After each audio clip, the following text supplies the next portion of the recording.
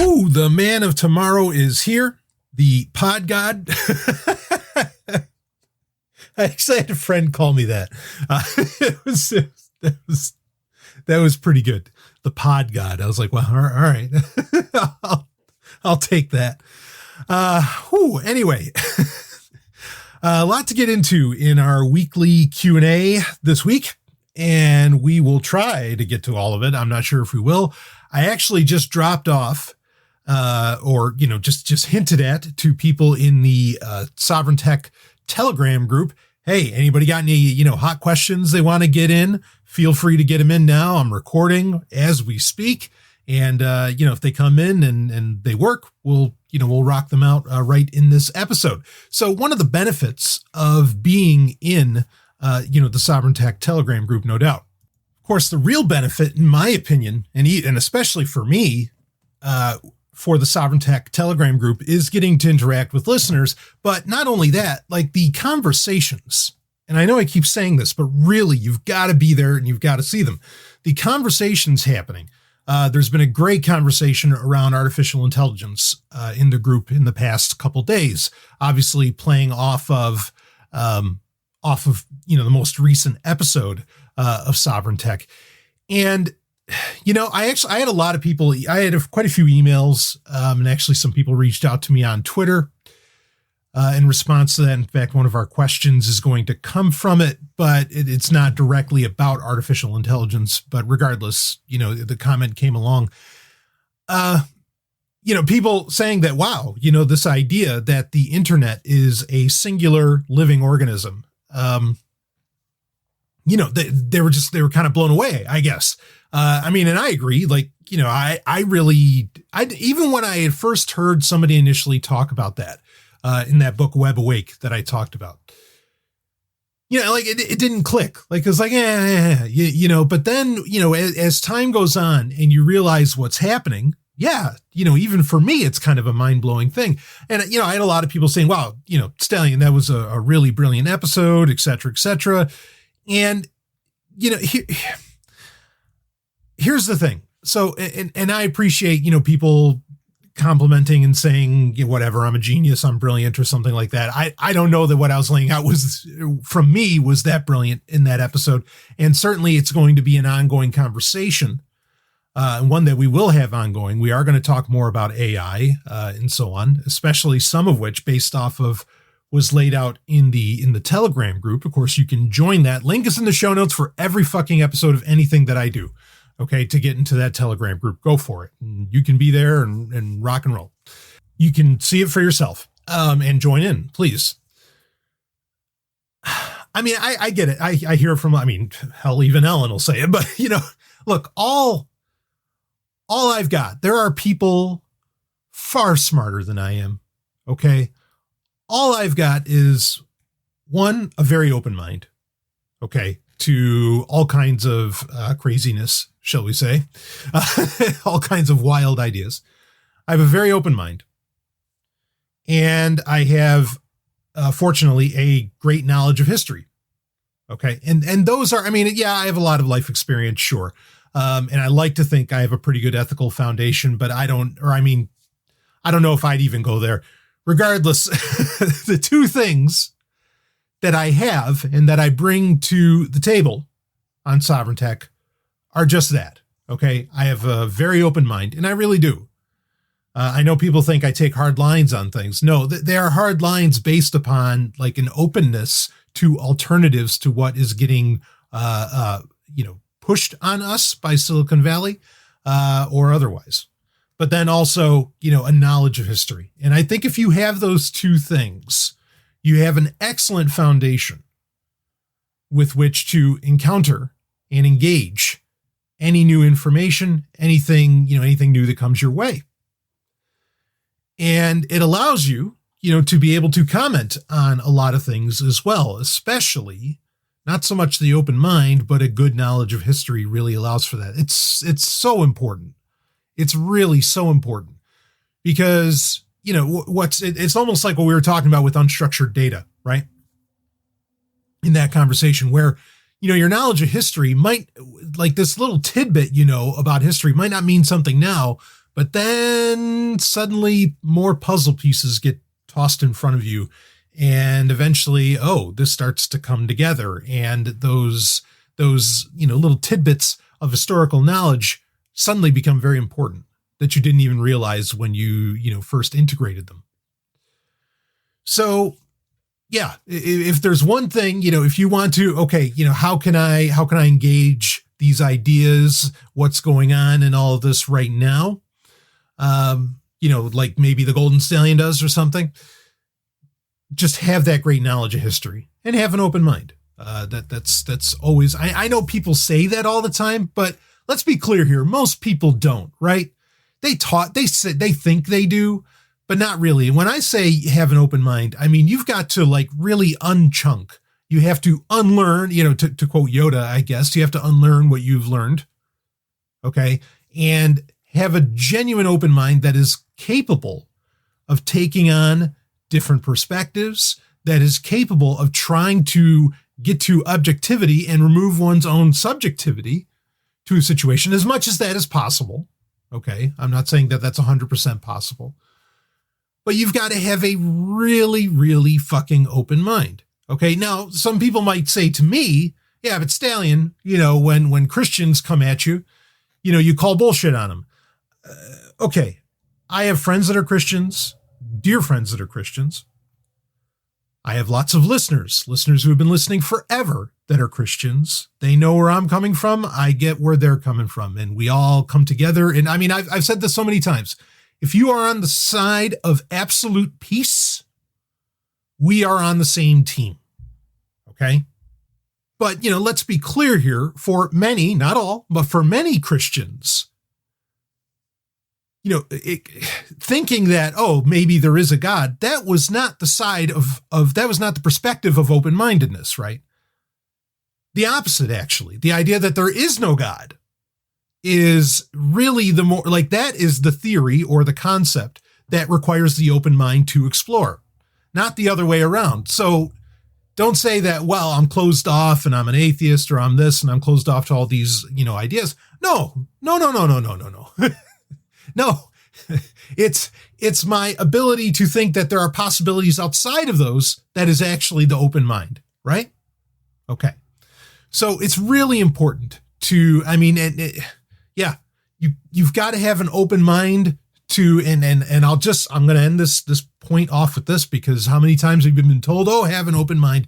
It's in so many fucking movies, blah, blah, blah. And it's usually horseshit, like I said. You have to have an open mind to the point, right, that you have to question, civilization itself. I'm going to leave it there. Okay. And that's it. I'm not telling you what to think about that, because then that wouldn't be very open-minded, but I am telling you that you need to consider that at that depth of a level. I mean, and we've already had conversations that go in that direction, but there you go. Okay. Question it all. Have a genuinely open mind. Anyway, speaking of having an open mind, boy, a book, I was waiting for this to come out. Both Ellen and I were. Dr. Michael Greger, he wrote the book that Ellen and I talked about recently on the Sovereign Tech episode, How Not to Die, which came out in 2015. Well, he just had a new book come out called How Not to Diet. And I've started reading it, obviously listening to it, audiobook. Go to audiobook.nl or audiobookbay.nl, folks, if you want to get your hookup from the public library. But this is a really, really long book. I think it's about 24 hours. I mean, the average book that I read, and they are not small, usually weighs in at anywhere between 9 to 11 hours as far as a 1x speed listen. Obviously, I do 2x, but still 24 hours is pretty big. It's not the biggest. I know there's 50-hour ones. There's even more, I'm sure. And you don't have to tell me what those are. I know. Okay. But regardless, this is a fairly long book, fairly big book. And so far, I'm a few chapters in, and I am incredibly impressed. In fact, Dr. Greger opens it up really criticizing government, industry, and most importantly, in my opinion, the thing that really gets people to break from reality, That is the advertising industry. And I loved it. I am listening to this book and just going, holy shit, yes. Like, keep ripping on the ad industry. Keep ripping on advertising. Don't stop. Just keep going. I mean, he only spends a couple chapters on that, but I wish he could have, if half the book was about all the bullshit in advertising, that would have been just dynamite. I would have loved it. And like I said, he does a fair job of pointing out where government is subsidizing, what he calls the obesity epidemic. I know that there are people who want to debate whether or not the obesity epidemic is actually a problem. This book is definitely leaning hard on that, at least in the initial going. So take that for what you will. Yes, it is pushing more of a plant-based diet, just like How Not to Die did.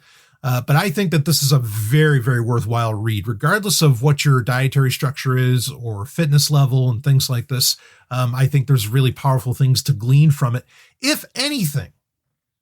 Okay, even if you don't think, that if you consider even claiming, for medical professionals to claim that there is an obesity epidemic, if you think that that is fat shaming and things like this, even if you think that, I still think that there is, just in the first few chapters, a ton of great info to walk away from, or to walk away with, when you read this book. So very impressed so far. Might do, well, at the very least, I'm sure Ellen and I will talk about it in the future when we get through it. But again, it's a long book.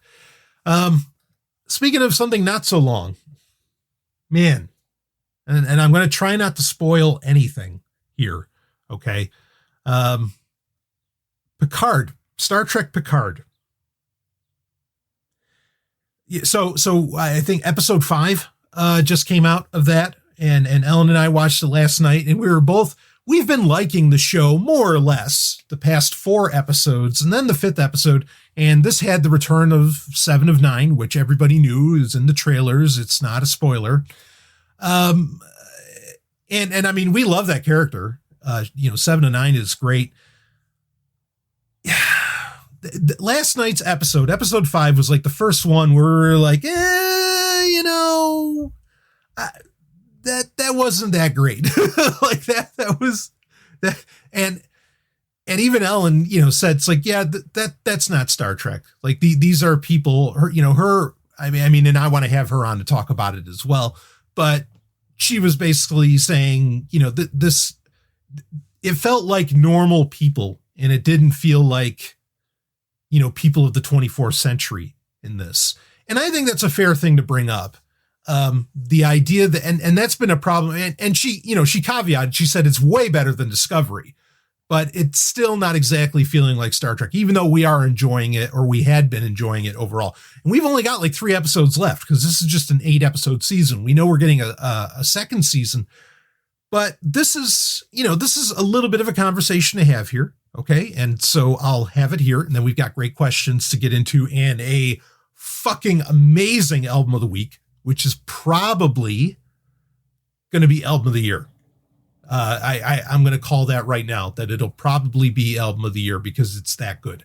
But anyway, we'll keep going. Picard. Star Trek was powerful even in the 60s for showing humanity what it can be. Not what it was. Yes, it would use alien species to address social issues or political issues or ethical issues of the time. Not that, I mean, yes, Star Trek absolutely did that. Okay. But, it wasn't the humans that had the problem.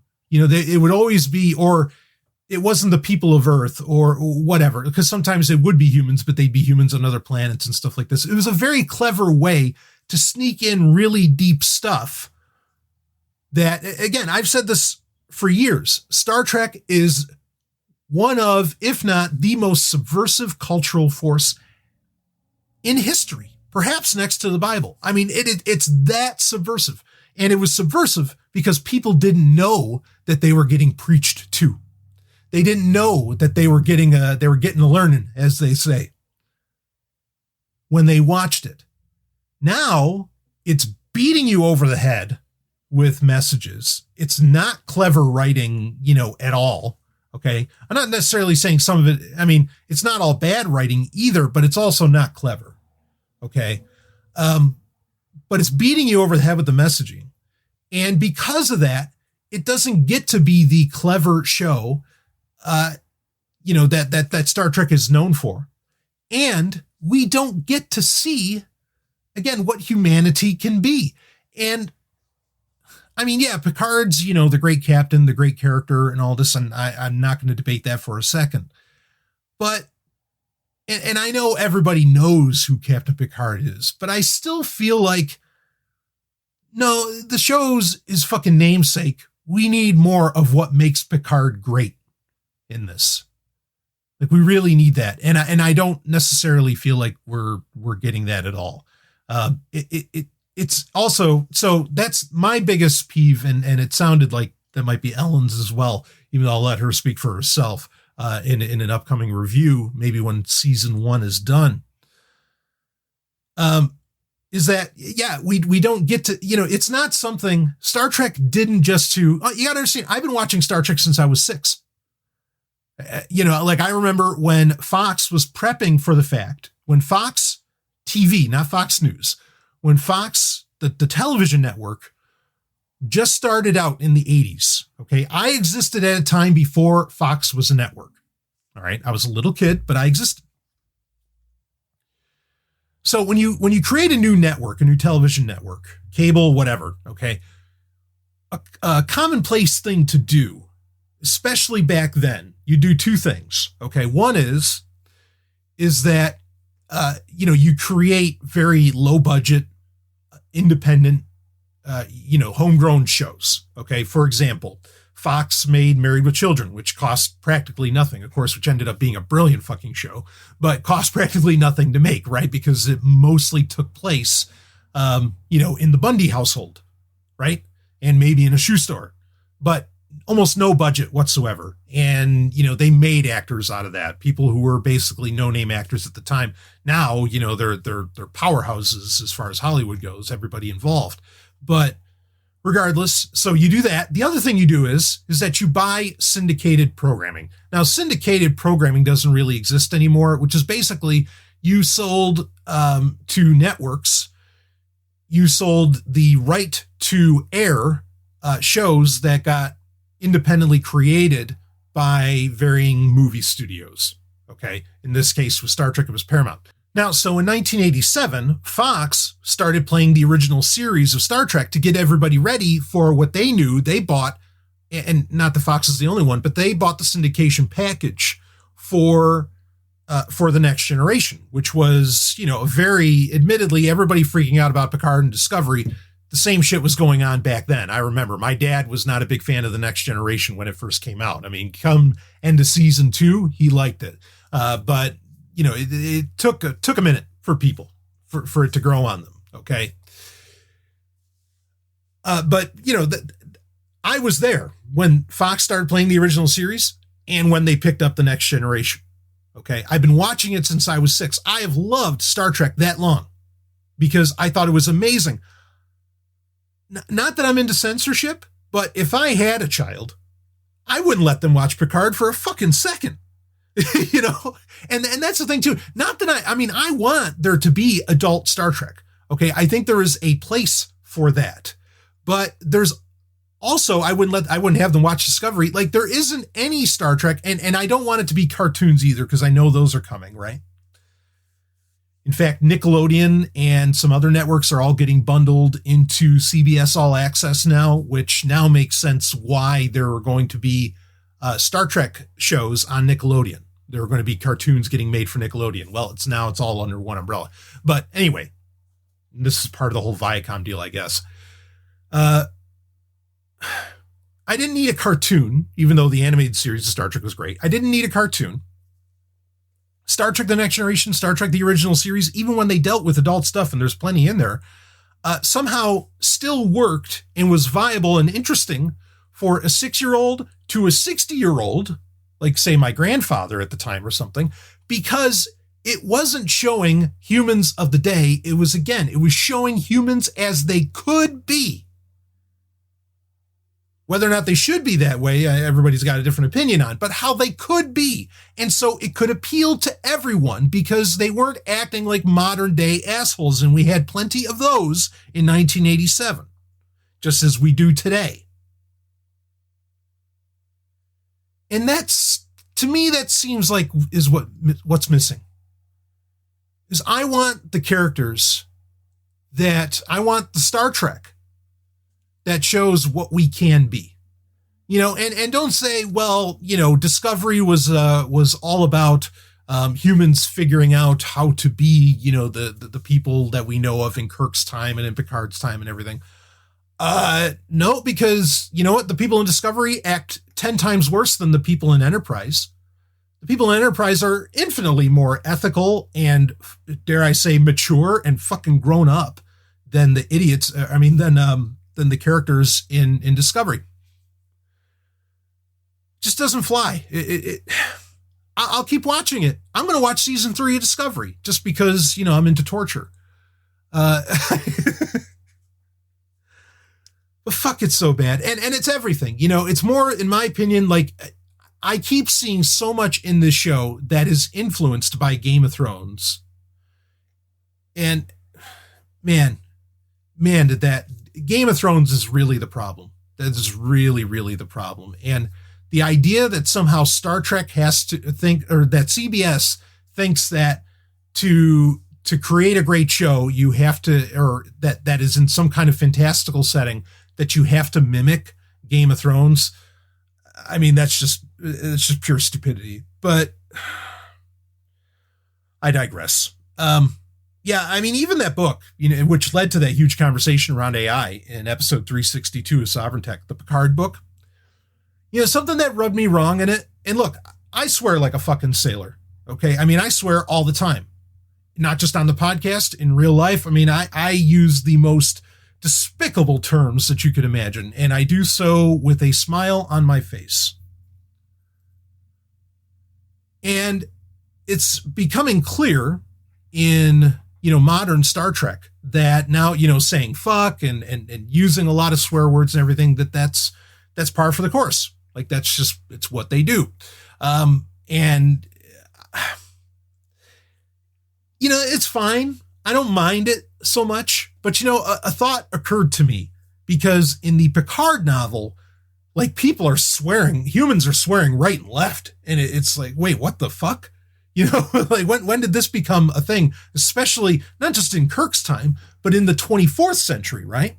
And by the way, I'm not the only one saying this, but no one has yet that I've seen hit at the point at why this is so incongruous that I'll bring up in a second. But if you go and read reviews for the Picard book, was it Last Best Hope? If you go there, if you go to Amazon, you'll see where people are like, wow, what's with all the swearing? Like, because it just doesn't feel like Star Trek, right? But it's not just that. And you'd say, like, Stallion, why do you care if they're swearing? Don't you? I mean, you do it, like I said. Why is this a big deal?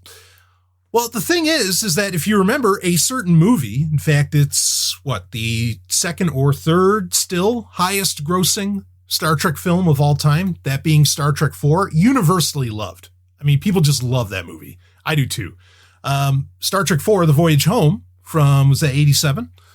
In that's one of the running jokes when the crew of the Enterprise in Kirk, we're talking about Kirk's Enterprise, Kirk's crew, when they go back in time, they don't know how to swear. Like, remember, Kirk is doing double dumbass on you. Like, he's not good at it. He doesn't know how to do it. And they don't even like to do it. Like, it doesn't feel right, and Spock sucks at it and everything. And it's more of that raising the point that, again, Star Trek was always showing, whether Gene Roddenberry was in charge or not, was always showing how we could be. And that's a small thing, but I think it's one of those unconscious things that was in Star Trek that somehow made it more palatable and pleasing and engaging, was that it sounded like something more than what we are right now, with even something as simple as not swearing. It's not a Christian thing. I mean, because for fuck's sake, there's no doubt about it that Gene Roddenberry was not Christian, nor were just about anybody involved with the production of the show. Okay. It was just something that was like looking at, the better, our better natures. Right. And so to have in Discovery and Picard, it just doesn't make any sense that kind of language. I mean, you could say, all right, the reason that they really didn't swear, I mean, yeah, Kirk says damn and hell and things like this. The reason they didn't really swear was because of, FCC regulations and whatever, right? Yeah, sure, that's part of it, but that's not all of it, right? That's not the entirety of what was going on, but it is inconsistent. And if everybody's so hot to trot about canon in, the writer's room, the Star Trek writer's room at CBS All Access, then they should be like, oh, wait a minute. Yeah, swearing is a weird thing. We don't do that. And I mean, now, if you watch Star Trek chronologically, it wouldn't be as funny when you get to Star Trek 4 when Kirk and Spock suck at swearing, right? Because, well, why do they suck at swearing? Stamets swears. Everybody else fucking swears. So why is this an issue? And so, it becomes a canon issue, quite frankly. And so it doesn't feel right. It doesn't feel like Star Trek, whether it's enjoyable television or not. It ultimately doesn't feel like Star Trek, the Star Trek that we had known for decades. And it's a shame. And I'm going to end off with this. Okay. Because in fact, you know what? Here, I'm going to pull this up. This is from, what is technically my favorite movie. No, not Roadhouse. Close. God, fuck, isn't Roadhouse a great movie? Shit. If you've never watched it or if it's been a while, I'm telling you, watch that movie again. Man, Roadhouse is so solid. Anyway, no, Star Trek the Motion Picture. I mean, my favorite movie that's not in a franchise is Gladiator, but really, at the end of the day, my favorite movie is Star Trek the Motion Picture. Now, Marvel, back in the day, back in 79, did a comic book adaptation and run of Star Trek, and particularly of Star Trek the Motion Picture. And there's, at the end of the Star Trek the Motion Picture comic book adaptation that was released in 79, there was some cool stuff in it. But one of the things in it was an essay at the end of it, because there was bonus material at the end of the adaptation. There was an essay called Star Trek The Phenomenon by Tom Rogers. And you got to understand, this is from 1979. And, it's a few pages, and it's interesting to read just because A, it's from the 70s, but B, to read about Star Trek when all people basically had was the original series and how much the motion picture was going to mean to them. And I'm going to read to you the last sentence from this essay. Again, this was published by Marvel, right? With the approval of Paramount, of course, but published by Marvel. Here we go. Actually, I'll read the last paragraph just for complete context. According to the show in its new film, of course, talking about Star Trek the Motion Picture in 1979, there is hope for humanity. Well, I could just stop right there. Do you feel like there's hope for humanity with even season 3 of Discovery, which is in the future and the Federation doesn't exist anymore? Do you feel like there's hope for humanity in Picard? No? Okay. So already these shows are knocking Star Trek's mission, but let's keep going. We will find our place in the stars and even influence many societies. Long ago, H.G. Wells wrote about a variety of utopias, but they are still non-existent. Someday, hopefully, the days of the Federation will come to pass, and our descendants will benefit from a society that now exists only in our fantasies. Now, here's the next line, and this is the big one. Star Trek must live forever because it represents our eventual salvation. Live long and prosper. I mean, that's powerful, right? Those are powerful words to come out with. Saying, I mean, because I love it, when people say Star Trek is just a TV show. No, jackass. No, it's not. Star Trek, this is being written in 79. This is before there was Twitter. This is before there was a bunch of dumb-ass fucking Raylos.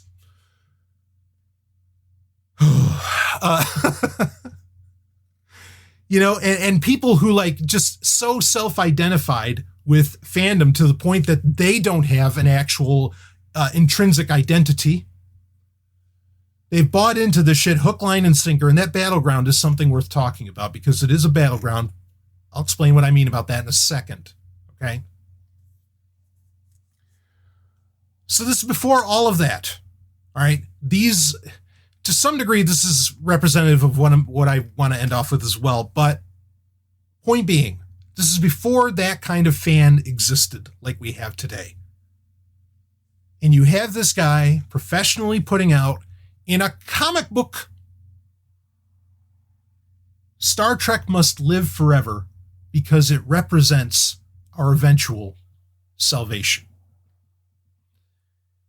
And that's what Star Trek's really all about at the end of the day, what it should be about, what it was always supposed to be about. When it started off as the original series and it was meant to be basically the television enclave for great science fiction, and great science fiction at the time, in the minds of the great science fiction writers at the time, were using science fiction, right? The Futurians, look into that group, were using science fiction to show what humanity can be and how we can get past all the turbulent, tumultuous, political bullshit that they were dealing with at the time.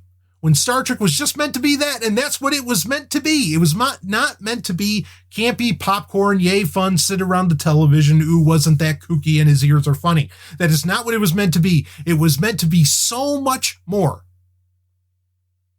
Science fiction at its best is what it was meant to be, and many times was. City on the Edge Forever, Taste of Armageddon, go down the fucking list. That's why people were so enthralled by it, because wow, here is something. These Kirk, Spock, McCoy, all of them, whatever. These are not people who act like the morons running the show today. These are people who actually care about each other, who are actually trying to act with some kind of ethical compass that, are trying to do good in the world, real good for everyone, and treating everybody equally. Imagine that. And now we're basically dealing with, that's why I say it was representative of our eventual salvation, of what it can look like, of some of the platitudes that we could implement that would get us to where we could even reach for the stars and get past so many petty differences. And now we just have Star Trek that basically is just replete with our petty differences and just running with it. And, I know people are probably saying, well, Discovery season 3 is maybe going to bring all this back, and get everybody back on track, get humanity back on track to being peaceful and loving and blah, blah, blah. I have no confidence whatsoever that the writers could pull that story off in season 3. No confidence whatsoever. None. I don't believe it. You'd have to bring in an entirely new writing team. And also, I don't believe it because I find myself not really agreeing clearly with a lot of the politics that, and that's fine. I don't always agree with the politics that Star Trek has put on display. But there's not even an internal consistency within it, which is what Star Trek really, and Stanley Kubrick really started that whole concept of 2001, the idea of making the future so internally consistent that people believe it. That's how 2001 worked. That's part of its magic. Star Trek had that magic as well. It no longer has that magic, and I blame IP law certainly, but it no longer has, that magic. And so I don't think that. I think entertainment in every medium, not just Hollywood, but entertainment, and it always has been a cultural battleground, right? But now it's beating you over the head, and it's blatant. And it's also not a place where different views are allowed, right? Because like Babylon 5 could never get made today because no one would agree with Straczynski's politics, even though he's clearly pretty liberal. I think shit's so bad. Again, we live in a dystopia. Right now, we live in a genuine dystopia. Things are so bad, much like Ayn Rand said, where, when things get this way, people run to the movie theater because they just want to escape from reality. And I get that. The problem is that the escapism that they're going to go to has nothing edifying in it anymore. And it's just playing off of, not our better nature, but dare I say our worst. And so Yeah, I'm really, really worried at just how much. I mean, I think the bulk of what's going on right now, fiction is so important. And libertarians, anarchists, if they wanted to, if they genuinely didn't just want power for themselves, and anarchist is a broad term, I guess more, I mean, libertarians and maybe more so with the capital L. This isn't true for all of them, but I think for many, if they genuinely wanted to create a freer world, they wouldn't waste 2 seconds on politics. They wouldn't waste 2 seconds on, frankly, on nonfiction horseshit, okay, which largely comes down to interpretation. Basically, in my opinion, just about all economics comes down to reading tea leaves, all right? They wouldn't bother with any of that crap. I mean, come on. Who are you going to convince for shit by attacking Krugman? Give me a break. That's just, that's an ego-stroking joke. Be honest with me. Who are you? If you think, and then you have other people who are like, oh yeah, the college campus is the real battleground for culture. No.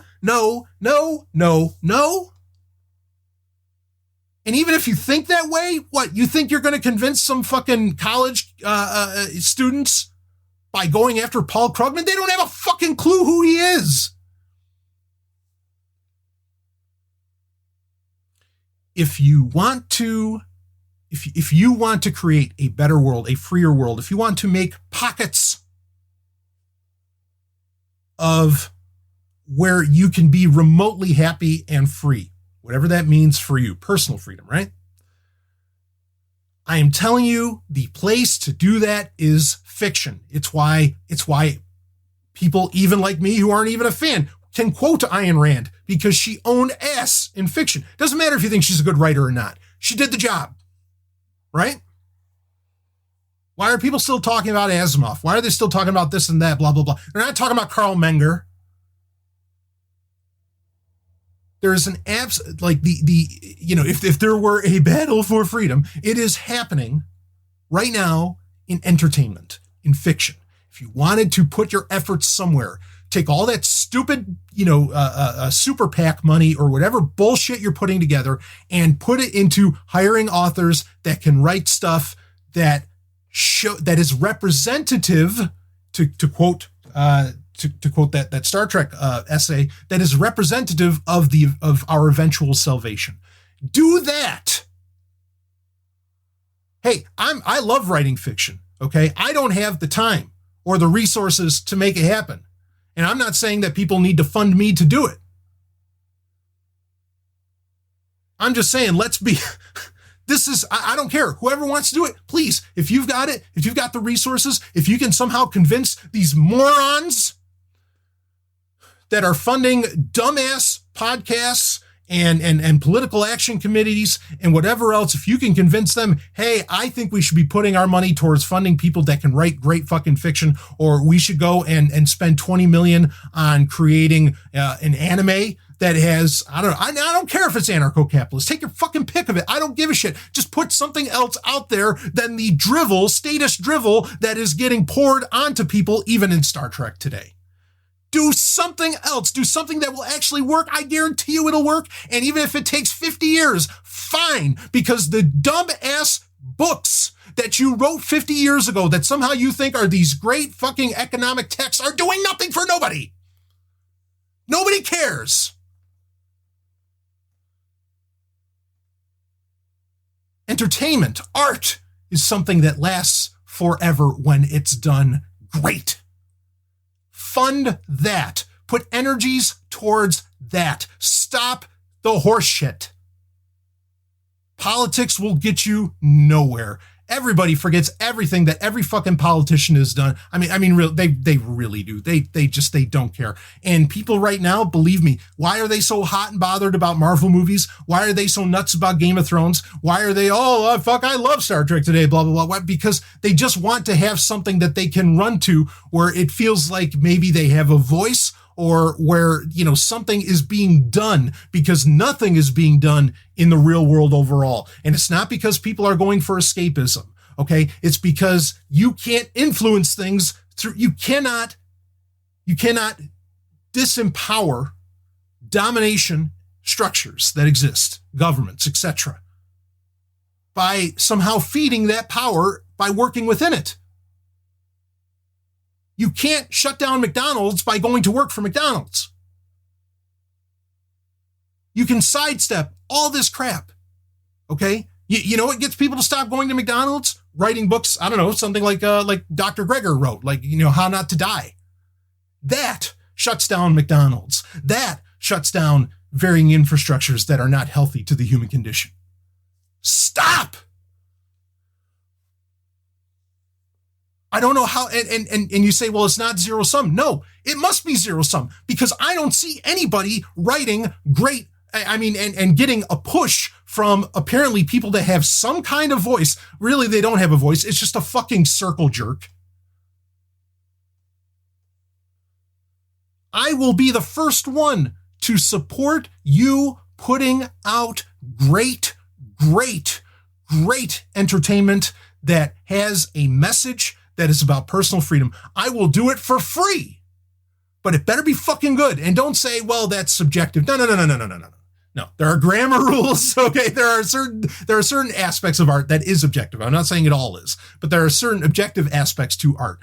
As long as you can, match those, hey, baby, I am here to support you. No, I don't mean a comic book like The Voluntarist or whatever the fuck. I'm not knocking that. I'm just saying, do great, subversive, sneaky, clever fiction.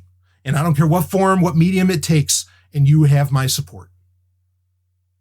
If I have to do it, when I do have the time, I'll get to it and I'll put it out there. And I'm not even a great writer, okay? But I'll do what I have to do. If I have to do more audio theater, I'll do more audio theater. Whatever the fuck it fucking takes. But I assume that there are people, or at least that's the claim, is that, well, this guy's got a lot of money. Oh yeah, this libertarian's rich. Well, then fuck, then have them do something. Have them be Batman for your libertarian or anarchist community, right? Because, that's the great thing that Bruce Wayne did, right? He had a shit ton of money, and so he turned into a crime fighter. Good. How do you fight crime today? Well, you don't do it physically. You don't do it by kicking anybody's ass. You don't do it by joining politics. You don't do it by funding any politician. You don't do it by rocking a vote. Voting never rocks. You do it by creating entertainment that engages people and that subversively engages them. Because if you hit them over the head for it, they're going to smell that they're being sold something. And if it's not what is, popular in the Twitterverse, it ain't going to go over. You've got to be subversive about it. And I guarantee you can, but you got to know how to do it.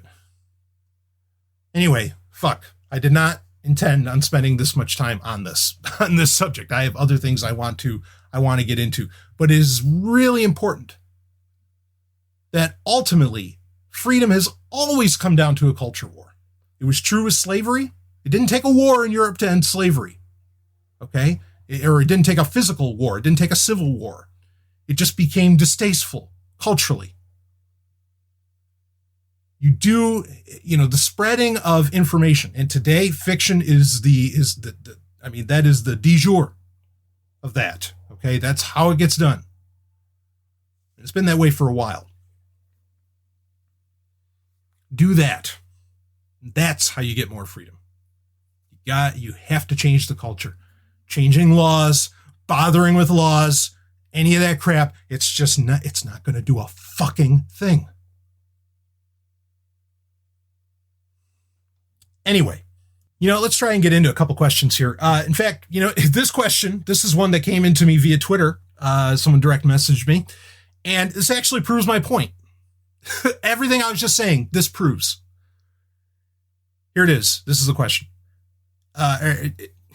Yeah, it is a question. It does end with a question mark. Okay. As soon as you mentioned Asimov in Sovereign Tech episode 362, it all clicked for me. So Sovereign Tech episode 362, that's the one where we also talked about Picard, how it relates to AI. And there's a whole other conversation to have around that because I think Picard's trying to sell us Silicon Valley's vision. But anyway, I'm not going to go there. But that's the episode where we talked about, the internet being a living thing, etc. Okay. So anyway, let me read that again. As soon as you mentioned Asimov in Sovereign Tech episode 362, it all clicked for me. You're just trying to create Asimov's foundation, aren't you? And that's all it was. I don't want to say I'm trying to create anything. Okay. But this is kind of a practical, or not just practical, a real, as in reality, thing that we can do and that I think is important to do.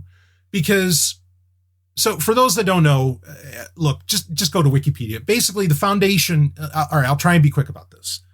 Foundation, there is what's famously the Foundation trilogy, but actually it's a gigantic universe and has far more than a trilogy to it. And even more people than Asimov picked up the pen to, quote unquote, officially write books that take place within the Foundation universe or the Galactic Empire universe or the robot universe, even though, again, they're all connected. The Foundation trilogy or the Foundation stories, the initial premises, there's this concept of psychohistory, but the point being is that a guy predicts that the ruling body at the time, which is the Galactic Empire, which, if one wants to get fancy with it, could say that that's representative of America, sooner or later knew that the Galactic Empire was going to fall and that there would be this like 10,000 years of darkness, and everybody would, space transportation, all of these things, modern civilization as they understood it in the Galactic Empire would fall. And so this guy starts to set up and it's a lot more complex than this. I'm just being very basic. Sets up basically a world that is a library that is going to save all of the knowledge, and the, I guess, all the plans, the technology and everything, and set it aside and keep it safe. It'll be secret and kept safe from the warlords that are going to come after the Galactic Empire falls, etc. Right? Like, this is the basic idea, and that's the Foundation, is this library world, okay, or this organization, that's tasked with preserving all knowledge. Now, and the idea is that if you create the Foundation, that the 10,000 years of darkness will only be like 1,000 instead, and so it'll shorten that time frame. Great, okay. So that's the basic idea. Now, I am a firm believer in being, in an abstract sense, a librarian. Okay, that's why I get so many books converted into ebooks to preserve them, okay, in a portable way. Because, you can have the biggest library in the world, but in many ways, that's just something waiting for a torch to be thrown at it. All right. Now, and there are plenty of people who are preserving all of the paper books as well, and good for them. But for me, there are varying ways where I think it's entirely possible to keep consistent access to ebooks. I get them turned into PDF, which is an incredibly popular format, etc. It is my way of preservation. Okay. And also, it doesn't have to be so bad as where everything, the electrical grid falls apart and all this stuff. You could just get to the point where, and I think that this is a direction that things are going, where algorithms are going to not only control what information can be seen, but what can be downloaded and accessed. Part of this leads into where, even if I just download an album that's like a RAR file, right? Google Chrome will freak the fuck out and say, oh, there's something dangerous here. There's nothing dangerous there at all. Okay. And eventually that kind of technology, or that ability where the browser tells you what you can and cannot have, and there's really no way to rescue that file, and it doesn't tell you till after it's downloaded and then it's just gone. Take that to a certain logical conclusion, and that leads to where Google has absolute control of what data ends up on your computer. And that is a problem. But not even going that extreme, I think it's abundantly clear that all of this algorithm training is to effectively control the information that's on display on the varying platforms out there. This is true for the web browser as much as it is for Instagram, Facebook, Twitter, whatever. This has been talked about on Sovereign Tech, experimented by Silicon Valley for a very long time. So, and before Silicon Valley was doing it, when we thought that the internet was going to set information free, it can for now, but clearly there is this gets into fake news. This gets into so many things. There are clear pushes to get information back under control on the internet. So it behooves, but again, or what I was going to say was, again, before the internet was a thing. The government was basically in charge of this. That's why there's so many laws around books and so many other things.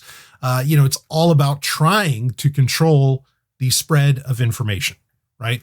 When the Gutenberg press happened, governments and religions of the time and other institutions lost that control for a little while. Then they started reining it back in. Then the internet happened, and now they're trying to rein that back in. And so the really revolutionary, peaceful, of course, or should I say the really rebellious thing that you can do today is to be a librarian and preserve as much knowledge, even entertainment, fiction, not just nonfiction, but preserve as much data, not, data necessarily about other people, but data that has been, agreed to be put out into the world, right, by parties involved. Preserve that as much as you can, preserve art is at the core of being a human being. And preserving that art, as well as our knowledge of how to do things and what we've learned, science, and so on, which is basically what the foundation was doing. It's easily one of the most rebellious things you can do, one of the most ethical things you can do. I think it is a great way to spend time. It is not a waste of time.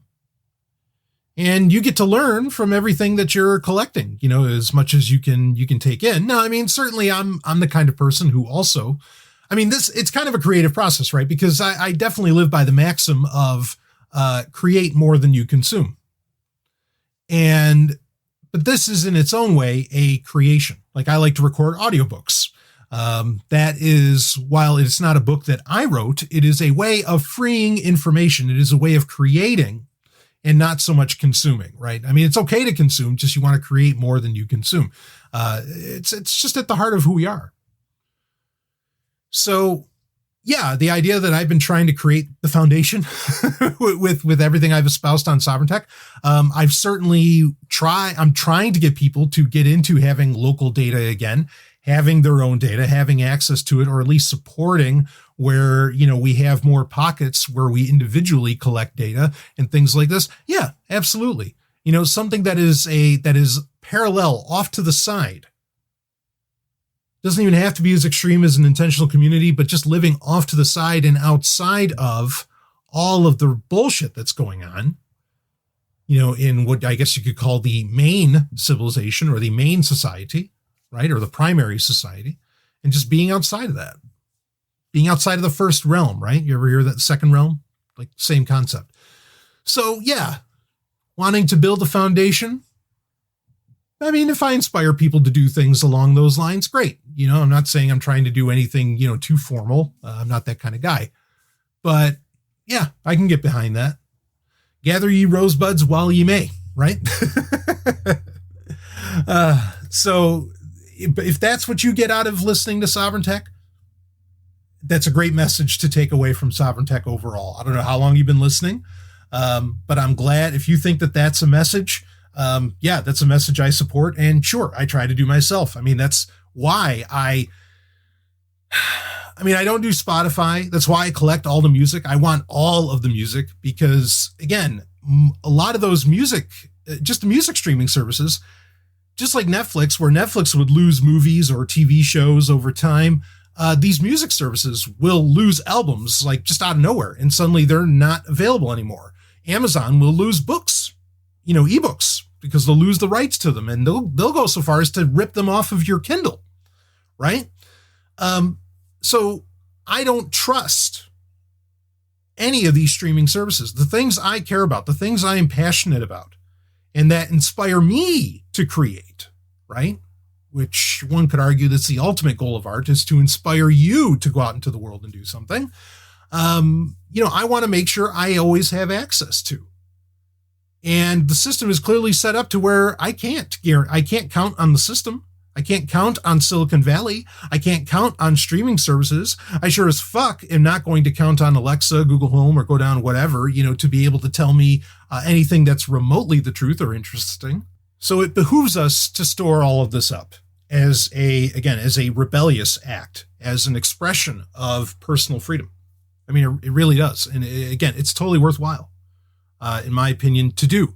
And then if you want to go forward and make your own entertainment and fiction and put it out to the world, fuck yes, do it. The world needs it, especially if you are the kind of person that is actively engaged in trying to create some kind of change that gives you more personal freedom in the world. This is how you go about it. You say, how come nobody else says this? That's because largely other people are, oh, never mind. I'm just going to end up insulting people, and I don't need to do that. Like there's no need, to go down that road. So anyway, oh boy. I have another question here. It has to do with sex. I think I'm going to end up saving that one because we're already at about an hour. So I really want to wrap this up. But talking about sexy, why don't we hit that? An album came out. Actually, it'll come out, I think, technically today, as of this recording, as of when this is getting released, I should say. An album came out. I mean, just knowing that it's the band that it is, instantly had me excited, because I think this is one of the top bands in the world today. I could easily see it becoming one of my top bands of all time, maybe even in my top 5. As soon as I saw it posted, I instantly, of course, downloaded it, put it into Plex, and of course obviously Plex operates off of one of my hard drives, so I am keeping, a digital copy myself.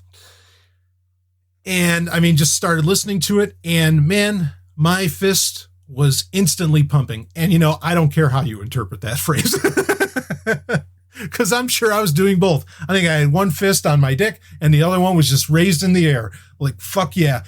It was so intense. And just high energy. And I was ready to go as soon as this started up. And the band is a band called H.E.A.T, H-E.A.T. And that is, I don't know what that stands for, but it is written out as an acronym, as a period between each letter. And this is their 6th album.